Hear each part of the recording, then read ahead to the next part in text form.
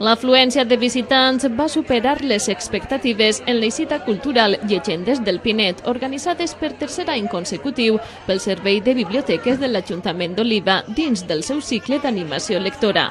Des de la Biblioteca Tamarit partia aquest itinerari literari pel barri del Raval, escenari de les llegendes que foren recopilades per Domènec Morell i que han estat interpretades per l'Escola Municipal de Teatre i diverses associacions veïnals. Són històries que va recopilar en el seu dia l'Oliver Domènec Morell en el llibre Dotzena i mitja de Llegendes del Pinet. Seran dramatitzades totes, interpretades en directe a peu de carrer per l'Escola Municipal de Teatre, que s'ha implicat per primera vegada en aquesta activitat. Comptem també amb la participació de nombroses associacions veïnals, amb les festes del Crist de Sant Roc, i bé, hem vist que la resposta de la gent ha estat molt positiva. Esperem que al llarg del nostre recorregut s'incorporen més veïns i visitants. I res més, esperem que pugui tenir continuïtat aquesta activitat en properes edicions, que sense dubte ajuda a mantenir viva la flama de la nostra cultura popular i sobretot també serveix d'homenatge a la figura de Domènec Morell.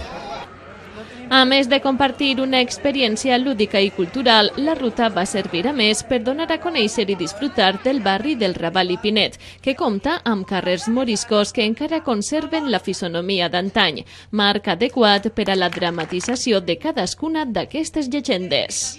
Vos demanem, per favor, el màxim silenci perquè anem a traslladar-nos a altres èpoques i hem volgut fer-ho sense micros, no? Igual que en aquella època. D'acord? Suprim amb imaginació la falta de recursos.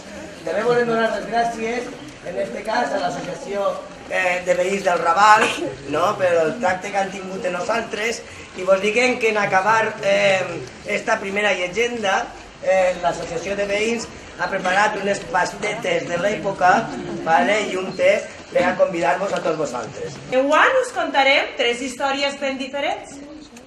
Això sí, us demane molta atenció i silenci per a que tots puguem gaudir d'aquestes màgiques històries passades a la nostra vida fa molts anys.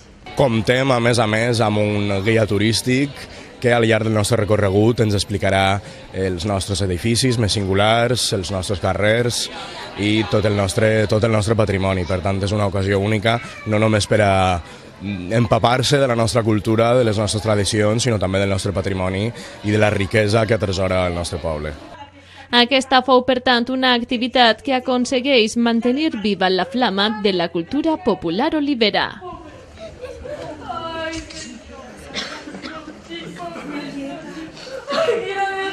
Rosita, passa!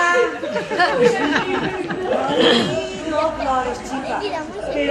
Però sabia que estava malalt, però va ser-ho tan malalt. Va ser un dia morat. Xica, que pena, tan jove. Ai, mira, saps què?